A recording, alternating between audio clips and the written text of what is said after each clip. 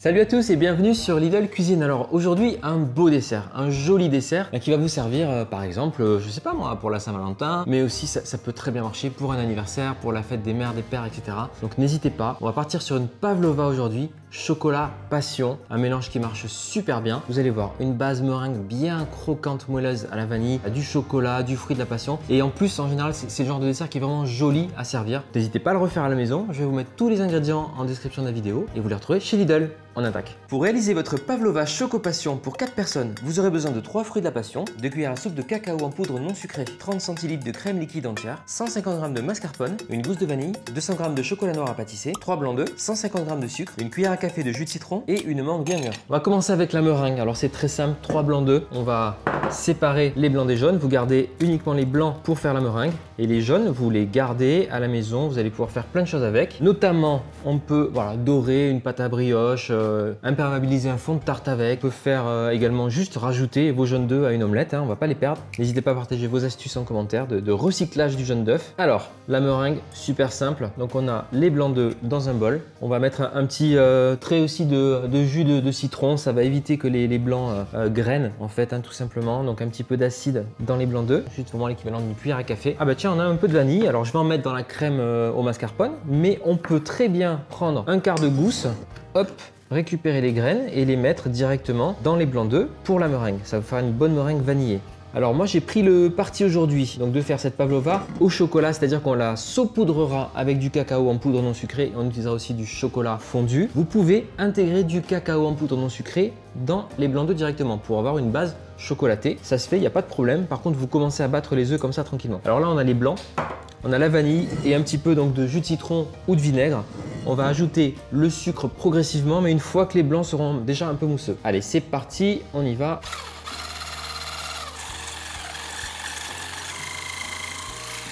Une fois que vous avez des blancs bien fermes, on va dire avec bien brillants, surtout que le sucre a bien fondu dans les blancs d'œufs, vous allez les mettre dans une poche à douille. Faites un petit tour au fond de la poche à douille si elle est ouverte pour éviter que ça tombe par terre. Ça va nous permettre de pocher la pavlova. Alors là, je le fais à la poche à douille. Clairement, vous pouvez très bien faire la pavlova avec une grosse cuillère en faisant une jolie forme sur la plaque. Vous allez voir, on n'a pas besoin de passer par l'étape poche à douille, c'est purement esthétique. On va se préparer une plaque avec du papier cuisson et on va pocher notre pavlova. Alors là, ce que je vous propose, c'est de pocher un cercle comme ça, et puis au centre, tout simplement, il faut que la pavlova soit pleine. Ça, c'est votre base en fait. Dessus, vous allez, on va venir décorer avec les fruits et tout, mais la base comme ça, ça présente joli. Et puis dessus, on peut refaire pour avoir un peu de volume, des petits picots comme ça. Et pensez, si vous reste un petit peu de blanc d'œuf, là c'est le cas, n'hésitez pas à venir pocher des petits picots de meringue. On pourra faire de déco avec ça. Alors la meringue va cuire entre 1h, 1h20. Il faut qu'elle soit bien ferme au toucher, mais à basse température, c'est-à-dire à 100 degrés. Et ça va nous laisser largement le temps de préparer nos fruits et puis la crème fouettée au mascarpone. Allez, c'est parti. Pour notre crème au mascarpone, alors le fait d'utiliser du mascarpone, ça va vous donner déjà une texture plus ferme. Je vais mettre la bonne cuillère à soupe de mascarpone dans mon bol. Et ensuite, donc c'est un mélange de mascarpone et crème liquide entière. On va mettre la gousse de vanille qui nous reste. Alors gardez bien la gousse de vanille pour la déco de la pavlova, vous allez voir, ça sera sympa dessus. Et en attendant, je récupère les graines. C'est parti. On sucrera là un petit peu, mais on va commencer à foisonner l'ensemble. Donc partez sur une petite vitesse au début, puis on pourra accélérer un petit peu après. Ça va aller assez vite, on va mettre un peu de sucre, pas trop sucré, la crème, moi je la fais vraiment très peu sucrée, puisque la pavlova c'est quasiment que du sucre, la base meringue. C'est bon, on a la bonne texture. Donc c'était assez rapide, vous avez vu. Avec le mascarpone, ça va très vite. Le chocolat noir, déjà, vous allez pouvoir le casser en morceaux, le mettre dans un bol au micro-ondes, 1 minute, 1 minute 30. Il faut qu'il soit bien fondu, ce sera pour la décoration. Et on va s'attaquer aux fruits à présent. Donc on a des fruits de la passion et une mangue. Vraiment, la pavlova, ce qui est cool, c'est que vous avez une base. Ensuite, vous pouvez mettre n'importe quel fruit dessus, en fonction des saisons, en fonction des envies. Là, en tout cas, je vais récupérer, pour faire cet accord chocolat passion, je vais récupérer les graines du fruit de la passion. Et c'est pas interdit sur la pavlova d'utiliser par exemple une demi-coque de fruits de la passion ou un quart pour la déco. N'hésitez pas. On peut garder, on verra ce que ça donne. Je garde un petit bout comme ça, voilà, même 2 avec les graines. On verra ce que ça donne tout à l'heure. Si c'est concluant ou pas, vous rincez bien le fruit de la passion avant et après ça peut servir. Là donc j'ai les graines de fruits de la passion, j'ai la gousse de vanille pour la déco. On a la mangue. Alors prenez une mangue bien mûre. La mangue, vous avez donc la queue par laquelle la mangue était pendue à l'arbre. Vous savez que votre noyau de mangue, il fait à peu près la largeur du doigt, comme ça. Ce qu'on va faire, c'est venir tailler ici et on sent, voilà, là je sens le noyau. Donc je taille le long du noyau qui est juste ici où j'ai prélevé ma demi-mangue. Ensuite, on va pouvoir juste avec un économe ou avec le couteau enlever la peau, essayer de ne pas perdre trop de chair de mangue. Et pour cette recette de pavlova, on va pouvoir tailler notre mangue soit en petits cubes, soit en lamelles, c'est vous qui voyez. Moi j'aime bien faire des petits cubes, c'est joli. Voilà, vous coupez la mangue en lamelles, comme ceci, puis en cubes. Dans un petit bol, vous allez mettre vos cubes de mangue pour la déco tout à l'heure. Et avec les chutes de mangue, là il me reste un peu de sucre et tout, vous pouvez faire un petit coulis de mangue et tout pour la pavlova aussi, c'est très bien. Super, on a les fruits qui sont prêts, la crème qui est prête et la pavlova est quasiment prête. On va la sortir du four et la laisser refroidir un petit peu.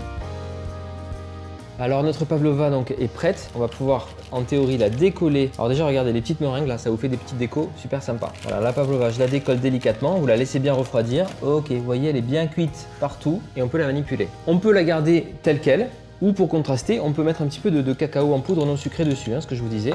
Allez-y avec parcimonie mais ça va faire un beau contraste, ça va être joli. Voilà, pas plus, c'est bien. Et ensuite on va pouvoir passer notre pavlova directement sur l'assiette pour le service. Et la décorer du coup avec les autres ingrédients. Alors moi ce que je vous propose c'est de faire quelque chose d'assez gourmand. On va lui faire un cœur chocolat coulant à cette pavlova. Je mets le chocolat au centre. Il se verra pas forcément le cœur de chocolat parce qu'on va le recouvrir. Ce que je peux faire par contre c'est quelques cercles de chocolat comme ça, juste pour la déco, c'est top. Le chocolat coulant au centre et ensuite on va venir pocher donc le chocolat froid évidemment, enfin refroidi on va dire. Ensuite on va pouvoir venir pocher notre crème fouettée au mascarpone. On va garder le code des petites meringues comme ça. Et les fruits, quand même, un petit peu de fruits dans tout ça. Donc fruits de la passion, vous n'hésitez pas à venir répartir vos fruits de la passion un peu partout. Vraiment le côté acidulé avec la douceur du sucre, la force du chocolat et tout, ça va vous faire un dessert vraiment top. Vous me direz ce que vous en pensez à la maison. Voilà, et sur le dessus également. Alors comme je vous disais, on peut jouer avec un quart de coque comme ça, voilà, sur le dessus, c'est très bien. On va venir mettre nos petits cubes de mangue dans le panorama, Bon, je pense qu'on est pas mal.